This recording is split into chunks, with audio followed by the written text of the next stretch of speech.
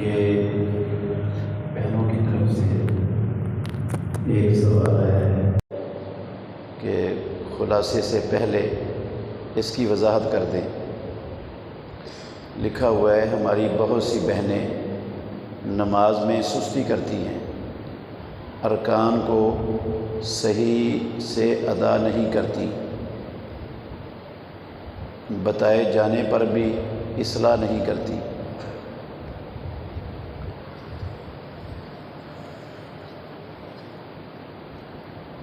عزیز بھائیوں اور میری محترم مسلمان بہنوں، رسول مکرم صلی اللہ علیہ وآلہ وسلم کا فرمان ہے صحیح بخاری میں، صلو کما رأیتمونی اصلی، اس طرح نماز پڑھو جس طرح تم نے مجھے نماز پڑھتے ہوئے دیکھا ہے، جیسے تم مجھے دیکھتے ہو۔ تو ہمیں مردوں کو بھی اور خواتین کو بھی نماز محمد الرسول اللہ صلی اللہ علیہ وسلم کے طریقے کے مطابق پڑھنی چاہیے۔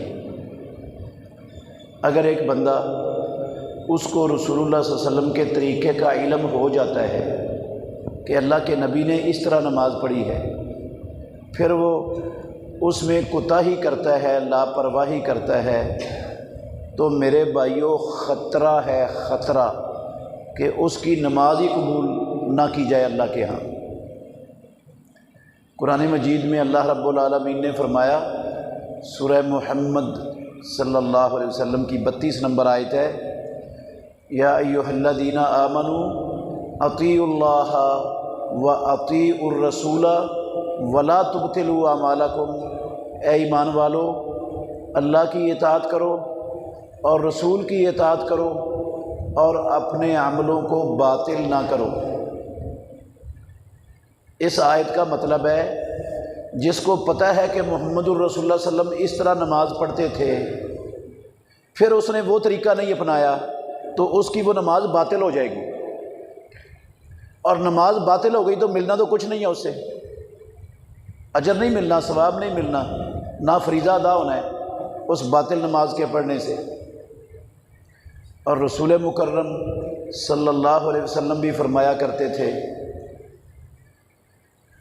من عمل عملا لیس علیہ امرنا فہو رد، جس نے ایسا عمل کیا جس عمل پر ہمارا امر نہیں ہے، مطلب ہے ہمارا طریقہ نہیں ہے، فہو رد، وہ عمل مردود ہے۔ تو اگر بہنوں کو رسول اللہ صلی اللہ علیہ وسلم کا طریقہ بتایا جاتا ہے، اگر ان کی تسلی نہیں ہے تو وہ حوالے سے پوچھ لیں، مجھے لکھ کر بھیجیں، جس چیز کی تسلی نہیں ہے میں اس کا حوالہ دے دوں گا انشاءاللہ آپ کو، آپ گھر میں جا کے اس حوالے کے مطابق دیکھ لیں۔ لیکن یہ نہیں طریقہ ٹھیک کہ ہماری کوئی اصلاح کرے اور ہم اصلاح قبول کرنے کی بجائے جس ڈگر پر ہمیشہ سے چلتے آ رہے ہیں اس کو چھوڑنے کے لیے تیار ہی نہ ہوں۔ یہ طریقہ درست نہیں ہے، نہ مردوں کے لیے نہ خواتین کے لیے۔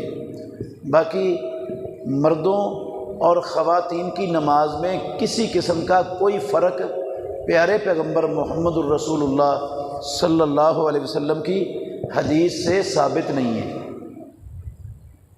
رسول اللہ صلی اللہ علیہ وسلم نے جو حکم دیا ہے نا، اس طرح نماز پڑھو جس طرح تم نے مجھے نماز پڑھتے ہوئے دیکھتے ہو، یہ حکم آپ کا مردوں کے لیے بھی ہے اور خواتین کے لیے بھی ہے، کیونکہ جس طرح رسول اللہ صلی اللہ علیہ وسلم مردوں کے نبی ہیں، اسی طرح وہ خواتین کے بھی نبی ہیں۔ رسول اللہ صلی اللہ علیہ وسلم نے اپنی پوری نبوی زندگی خواتین کے لیے کوئی الگ طریقہ نہ بتایا نہ بیان کیا، نہ آپ کے سامنے امہات المومنین نے کسی نے وہ رسول اللہ صلی اللہ علیہ وسلم کے طریقے سے ہٹ کر کوئی خواتین کے الگ طریقے پر نماز پڑھی۔ کچھ لوگ بعض علماء کے تابعین کے اقوال کو بنیاد بنا کر فرق کرنے کی کوشش کرتے ہیں، حدیث کے ذخیرے میں کوئی ایک حدیث بھی صحیح سند کے ساتھ موجود نہیں جس میں مرد اور عورت کے نماز کے طریقے میں کوئی فرق ہو۔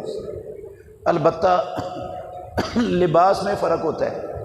عورت کا سر سے لے کر پاؤں تک سارا جسم نماز میں بھی ڈھکا ہونا چاہیے، اور مرد کا لباس وہ ٹخنوں سے اوپر اوپر ہونا چاہیے۔ لباس کا فرق ضرور ہے، باقی نماز کے طریقے کا کوئی فرق نہیں ہے۔ تکبیر تحریمہ سے لے کر سلام تک ایک ہی طریقہ ہے۔ السلام علیکم ورحمۃ اللہ وبرکاتہ۔ بس وہ چل رہے ہیں، میں انشاءاللہ 15-20 منٹ تک پہنچ جاؤں گا انشاءاللہ۔ ٹھیک ہے، ٹھیک ہے۔ وعلیکم السلام۔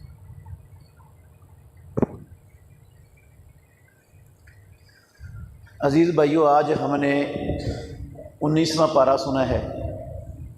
19ویں پارے میں سورہ فرقان، سورہ شعراء اور سورہ نمل کا کچھ حصہ ہم نے سنا ہے۔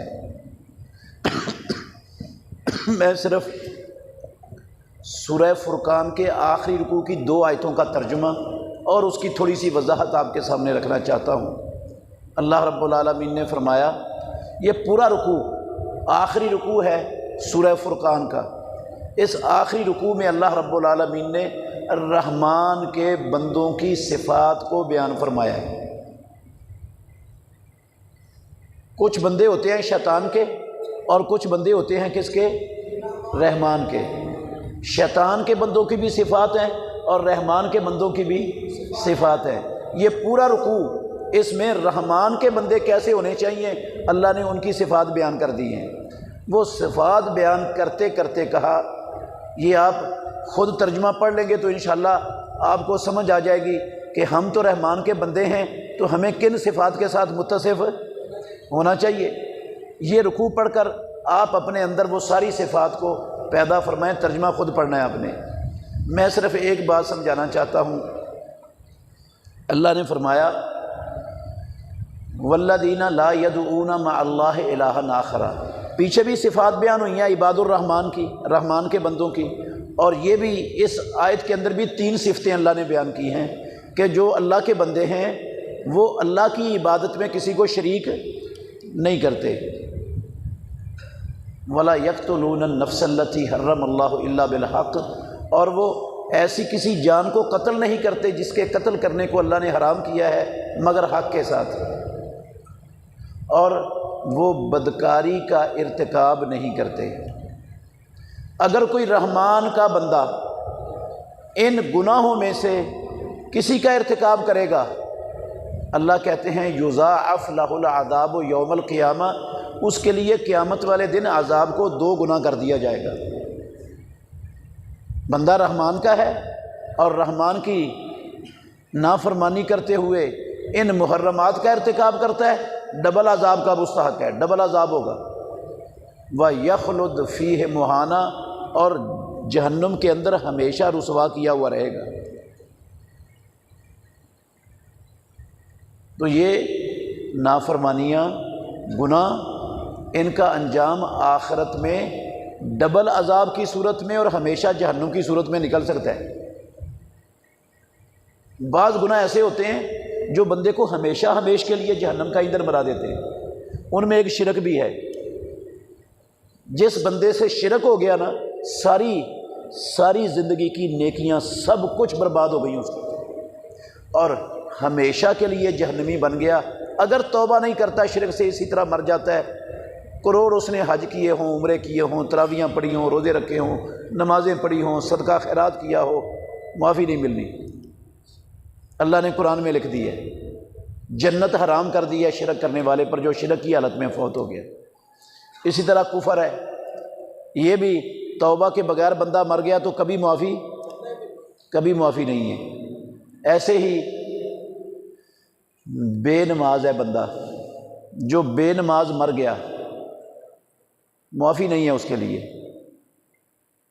معافی نہیں ہے میرے بھائیو۔ مسلمان نہیں ہے وہ بندہ، بے نماز جو مر جاتا ہے اسی حالت میں، توبہ نہیں کرتا، مسلمان نہیں ہے۔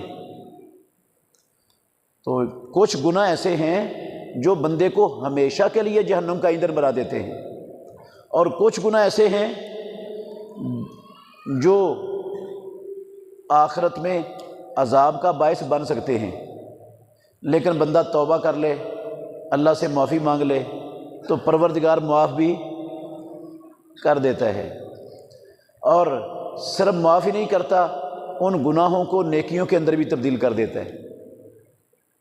لیکن اس کے لیے 3 شرطیں بیان کی ہیں اس آیت میں اللہ نے، الا من تاب۔ پہلی شرط یہ ہے کہ وہ گناہ سے توبہ کر لے۔ توبہ کا مطلب ہوتا ہے جس گناہ کا ارتکاب ہوا اس کو چھوڑ دے۔ یہ نہیں کہ گناہ بھی کرتا جا رہا ہے اور توبہ بھی کر رہا ہے، یہ توبہ نہیں ہے۔ دوسری چیز یہ ہے کہ اس گناہ پر نادم ہو جائے کہ یا اللہ مجھ سے غلطی ہوئی ہے، میں شرمندہ ہوں، میں پشیمان ہوں، میں نادم ہوں۔ فخر نہ کرے لوگوں میں کہ میں نے یہ کیا، میں نے وہ کیا، شرمندہ ہو لوگوں کے سامنے۔ تیسری چیز یہ ہے کہ اللہ کے سامنے اعتراف کرے، یا اللہ کمزور بندہ تھا، غلطی ہو گئی ہے مجھ سے، میں اعتراف کرتا ہوں۔ اور چوتھی چیز یہ ہے کہ بندہ اللہ رب العالمین سے پکا عہد کرے، یا اللہ ایک مرتبہ معاف کر دے، دوبارہ اس گناہ کی طرف نہیں آؤں گا۔ اس کو کہتے ہیں توبہ۔ اللہ نے 3 چیزیں ذکر کی، الا من تابہ، جس نے صحیح توبہ کی، سچی لولی لنگڑی توبہ نہیں، وآمنا، اور صحیح معنوں میں ایمان والا بھی بن گیا، وعمل صالحا، اور اس نے نیک عمل شروع کر دیے۔ 3 کام جس نے کر لیے، ہو گئے تھے اس سے گناہ، کبیرے گناہ ہوئے تھے، اس کا سارا زندگی کا کھاتا کبیرے گناہوں سے بھرا ہوا ہے، یہ 3 چیزیں اپنے اندر پیدا کر لے، اللہ کہتے ہیں فَأُولَئِكَ يُبَدِّلُ اللَّهُ سَيِّئَاتِهِمْ حَسَنَاتٍ، میں صرف گناہوں کو معاف نہیں کرتا، جتنے اس کے گناہ ہیں ان کو نیکیاں بھی بنا دیتا ہوں۔ تو عزیز بھائیو، ہمیں ایک تو گناہوں سے ہر وقت بچنے کی کوشش کرتے رہنا چاہیے، کیونکہ ان کی نحوست بڑی ہے دنیا میں بھی، اور ان کی نحوست آخرت میں بھی بڑی ہے۔ دنیا میں بندے کا دل سیاہ ہو جاتا ہے، دل پر ایک نقطہ لگتا ہے ایک نافرمانی سے، اگر بندہ توبہ کر لے، نادم ہو جائے، شرمندہ ہو جائے، چھوڑ دے تو وہ اللہ صاف کر دیتا ہے، نہ چھوڑے تو ایک اور نقطہ لگ جاتا ہے، حتیٰ کہ پورا دل ہی سیاہ ہو جاتا ہے۔ پھر نہ اس پر قرآن اثر کرتا ہے، نہ حدیث اثر کرتی ہے، نہ کسی کی نصیحت اثر کرتی ہے، کچھ اثر نہیں کرتا، پھر وہ دل بند ہو جاتا ہے، نصیحت کو قبول کرنے کے قابل ہی نہیں رہتا۔ بڑا سنگین معاملہ ہے یہ دنیا میں نحوست ہے گناہوں کی، اور آخرت میں جو ہونی ہے، جب دنیا میں دل ہی بند ہو گیا اس کا، تو پھر آخرت میں کیا بنے گا اس کے ساتھ؟ یہ وہ گناہ ہیں جو کبیرے ہیں، اور جو حقوق العباد والے گناہ ہوتے ہیں نا میرے بھائیوں، میں ہمیشہ کہتا ہوں وہ ان 3 چیزوں کو اپنے اندر پیدا کرنے سے معاف نہیں ہوتے۔ حقوق العباد والے گناہ معاف نہیں ہوتے۔ میں نے آپ کی غیبت کی ہے، آپ کو گالیاں دی ہیں، آپ پر بہتان باندھا ہے، آپ کی چغلی کی ہے، آپ کا جو ہے نا وہ آپ کی پٹائی کی ہے، ناجائز پٹائی کی ہے آپ کا مال کھایا کسی بھی ناجائز طریقے سے، یہ والا گناہ، یہ تینوں چیزیں بھی بندہ اپنے اندر پیدا کر لے، زبان سے توبہ بھی کر لے، ایمان والا بھی بن جائے، نیک عمل بھی شروع کر دے، یہ نہیں معاف ہوتے۔ ان کی معافی کی ایک ہی شکل ہے کہ جس کا حق تلف ہوا ہے اس کو کیا کر دیں؟ واپس کر دیں، یا اس سے معافی مانگ لیں، وہ معاف کر دے تو معاف ہو جاتا ہے، یا واپس کرنے سے معاف ہوتا ہے۔ یہ حقوق ہم ایک دوسرے کے بہت زیادہ تلف کرتے ہیں، بہت زیادہ۔ کوئی مجلس ہماری ایسی نہیں ہوتی جس مجلس میں ہم اپنے رشتہ داروں کی، دوستوں کی غیبتیں نہ کرتے ہوں، کرتے ہیں نا؟ بہت سنگین معاملہ ہے میرے بھائیوں، یہ ایسا گناہ ہے جو توبہ سے نہیں معاف ہوتا۔ یہ جس کی غیبت کی ہے اس سے معافی مانگنے سے معاف ہوگا، وہ معاف کرے گا تو معاف ہوگا، ورنہ قیامت والے دن اس گناہ کے بدلے میں نیکیاں دینی پڑیں گی۔ چاہے میں نے اپنے بھائی کی غیبت کی ہے، چاہے دوست کی ہے، چاہے رشتہ دار کی ہے، چاہے بیوی نے خامند کی ہے، چاہے خامند نے بیوی کی ہے، چاہے کسی رشتہ دار نے کسی رشتہ دار کی ہے، معافی نہیں ہے، اس کی معافی نہیں ہے۔ حق میں نے آپ کا تلف کیا ہے، اولاد نے ماں باپ کا حق تلف کیا ہے، ماں باپ نے اولاد کا حق تلف کیا ہے، خامند نے بیوی کا تلف کیا ہے، بیوی کا خامند نے تلف کیا ہے، معافی نہیں ہے ان کی۔ میرے بھائیوں، معافی نہیں ہے، نہ عبادات سے معاف ہوتے ہیں یہ گناہ، نہ توبہ سے معاف ہوتے ہیں یہ گناہ معاف ہوتے ہیں جن کے حق تلف ہوئے ہیں ان سے معافی مانگ کر۔ جب وہ معاف کریں گے تو ہوں گے، اگر وہ نہیں معاف کرتے تو پھر اللہ کی عدالت میں ہم سب کو ان حقوق کا حساب دینا پڑے گا۔ یہ نہیں سمجھنا کہ الا من تاب و آمن و عمل عملا صالحا، جو عباد الرحمن ہے وہ توبہ کر لیں تو 100% ہر قسم کے گناہوں سے پاک ہو جاتے ہیں، ہر قسم کے گناہوں سے نہیں پاک ہوتے۔ یہ حقوق العباد والے گناہ ان سے پاکی کا طریقہ یہ ہے۔ اللہ ہمیں سمجھنے کی، عمل کرنے کی توفیق عطا فرمائے۔